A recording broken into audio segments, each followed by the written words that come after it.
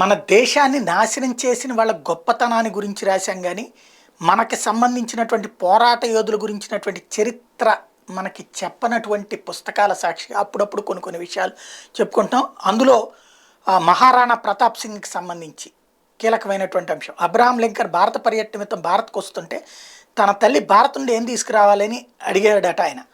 దానికి అతని తల్లి రాజస్థాన్లోని మేవాడ్ నుంచి పిడికెడు మట్టి తీసుకురా, అక్కడ రాజు ఎంత విశ్వాసపాత్రుడిగా ఉండేవాడంటే సగం భారత్నిస్తాన్ని ప్రలోభపెట్టిన తన రాజ్య సుఖశాంతి ప్రయోజనాలనే కోరుకుని తన మాతృభూమినే కోరుకున్నాడు అని చెప్పిందట.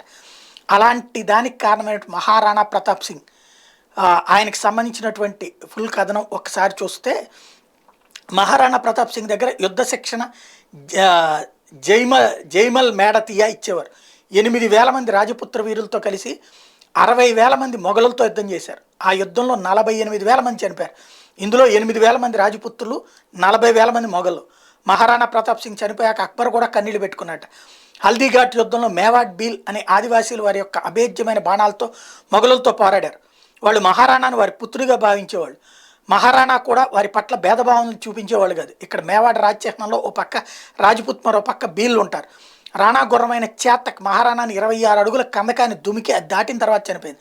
అంతకంటే ముందే దానికి ముందర ఒక కాలు విరిగి ఉన్నప్పటికీ ఆ కందకాన్ని దుమికింది.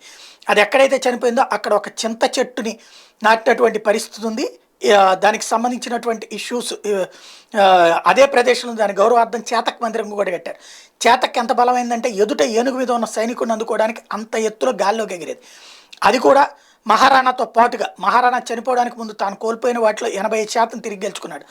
మహారాణా ప్రతాప్ బరువు 110 కిలోలు, అతని పొడవు 7.5 అడుగులు, కత్తి 80 కిలోల ఈట తన దగ్గర ఉంచుకునేవాడు.